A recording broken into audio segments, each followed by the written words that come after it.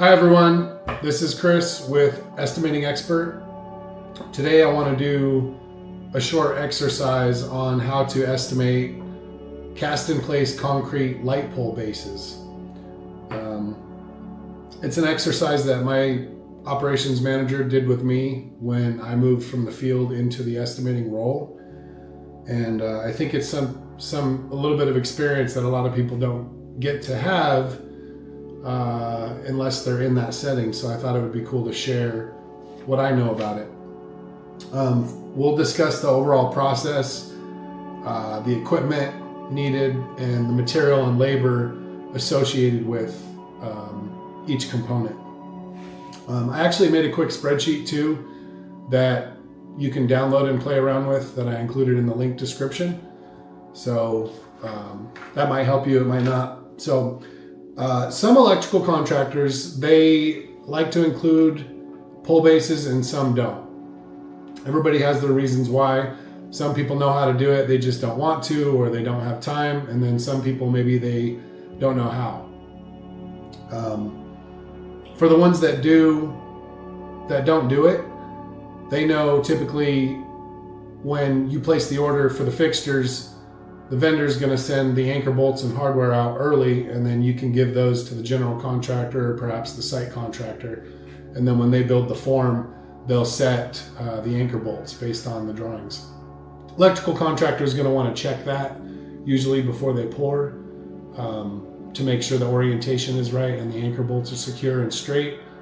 But they usually give it away to somebody else for somebody else to do. So the first place that we're going to need to start is by understanding how the light pole base goes together. And a lot of times in drawings, they will have the pole base detail included either in the electrical section or maybe somewhere in the structural, could be buried in the architectural drawings. You want to find a pole base detail, something that tells you how to build that base. And if there's no pole base in the design documents, suggest writing an RFI and submitting it to your client and then noting it in the proposal. So in some cases, like on this job that I have pulled up, for example, there were several different fixture types on different pole heights. So there was 12 and 22 foot poles with varying fixture types. And if you have something like that, you're going to want to make sure that you include, when you send the quote request out, you're going to want to make sure you include how many you need and of what type. So this job, for example, had like a couple 12-foot poles and a couple 22-foot poles, which made the rebar cages different and the depths of the hole different. For this example, I just want to say that we have 10 pole bases with 22-foot poles. So we're going to have a depth of 5 foot. So when you send the QR out to your rebar vendor, make sure you tell them you have 10. We're going to tell them we have 10 rebar cages with a depth of 5 foot. And then they'll formulate an estimate and give it to you. And you can either come pick those up from them or you can ask them to include delivery. I recommend including delivery, that way you don't have to mess with it. The next thing that you want to understand is how much concrete you're going to need. That means what type and how much. And so I will use a volume calculator like this to determine how much is needed. So this detail, for example, if we have a 5 foot depth, that means 24 inches in diameter, 5 foot in depth, and no more than 2'6" out of the ground, which makes it 7.5 feet, 24 inches in diameter. And then if we just say we have one of them, it'll tell us that we need 0.87 cubic yards per foot. Or per pole. A good rule of thumb, what I was taught, is to add 10% for waste. So that would make it, call it 0.96 or 1 yard per pole, which makes it 9.6 yards roughly. So then you send that QR out and ask them for, 6.5 yards, 7 yards of concrete with one delivery. And then you're going to want to talk about equipment. So you got to dig the hole. Maybe if you don't own the equipment, you're going to have to rent it. Either way, you're probably going to want to include a cost to use it. And so there's a number of ways these holes can get augered. There's truck augers, there's backhoes with attachments. For this example, I'm using a skid steer with a auger attachment and a 24-inch bit. And then we're going to put it in there for 1 week just because, I mean, chances are you're not going to have 2 people do 10 holes in 1 day. So if you run over a day, then you're probably going to just put it in for a week just to be safe in the estimate. So the spreadsheet that I made, I might have went a little overboard on it, but basically what I'd like to do is talk about each item associated with the concrete pole base. And if you've never seen a concrete pole base, this is what it might look like under construction. So somebody's going to dig the hole, then you're going to drop the cage in there, you're going to, set the sonotube up, level it, build your form, and then it'll end up looking something like this at the end. So let's talk about it. So you're going to have to dig the hole. When we talk about digging the hole, it's, we call it 3 hours per hole. That's an hour and a half for 2 people, 1 person digging and the other person standing there with the shovel, clearing it out and measuring it to the right depth. Then, once you get your cages show up, you're going to roll those cages out, and someone's going to have to handle those cages. That means somebody's going to have to order the cages, and somebody's going to have to help offload them from the truck, and then somebody's got to go grab them and bring them to each location. That means you're going to have some labor associated with that. So basically, once you get that cage and you set it in the location, you're going to grab some dobies. And if you don't know what a dobie is, these dobies they tie to the bottom of the rebar cage. So you pop your hole, and then the internet's taking a minute for some reason. That's weird. So you grab these things, and they're basically standoffs. So you get your hole to the right depth, and then you tie these to the bottom of the rebar cage and lower the rebar cage into the hole, which gives you your little spacing that you need here at the bottom. There's some labor associated with that. Figure 0.14. Another thing I want to mention is a good thing to keep handy as an estimator is a time conversion chart like this, so that you can think about and transfer. So something you think takes 5 minutes, 0.08, something you think takes 10, 0.17. And that's how I broke down these labor units. So I put 0.14 on each dobie, which is about between, it's between 8 and 9 minutes. So somebody's got to, go buy them and pick them up and then bring them to the site. Somebody's got to tie each one to the rebar.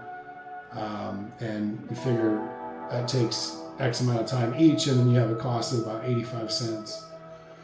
The next thing that you're going to want is the sonotube. Your sonotube, so again, somebody's got to order them, somebody's got to go pick them up, or they got to get delivered. It's about a half an hour per sonotube. We call it 0.57, which is 34 minutes. Lumber, you're going to need some wood. So you figure you need, call it 3 2x4s, 2 of them to do the form at the bottom, and then 2 to stabilize it and keep it level. And you're going to have labor associated with that, which is about 0.35 each, which is about 21 minutes each. You're going to need some stakes. Maybe you want to use metal stakes like this if you have them, or maybe you need to buy some wood stakes. Call that, 0.18 each is 11 minutes.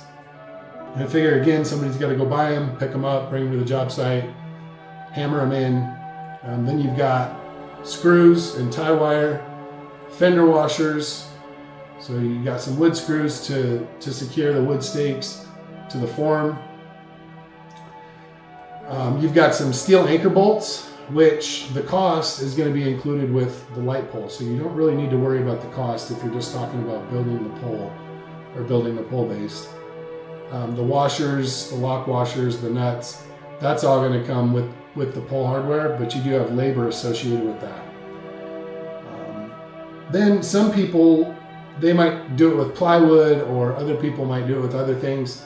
These people, they use like a template, and you can buy those from Amazon or White Cap, and that's what you use to secure the anchor bolts in place. Those are about $109 each. I put in one for each pole, just because we don't, if we don't have them, you got to make sure you cover the cost. I put those at about a half an hour each, and so once you get all said and done, you get down to with your materials here. Then you get to your quoted items. You got your rebar cage with delivery, which you'll get a quote that looks something like this. Again, I said on that one job I had 5 light poles at 12 foot, 9 at 22. On average, that cost with the larger pole ended up being about $170.44 each. So that's the cost we're going to use for the 22 foot pole. Then you have concrete. So you got 0.96 of a yard of concrete times about $325 per cubic yard with delivery, and then about 1.05 hours, which is like an hour and 3 minutes. And that's to pour the concrete, to finish the concrete, basically to do everything associated with the concrete. Then you talk about your cost and equipment. So let's talk about labor first. Labor.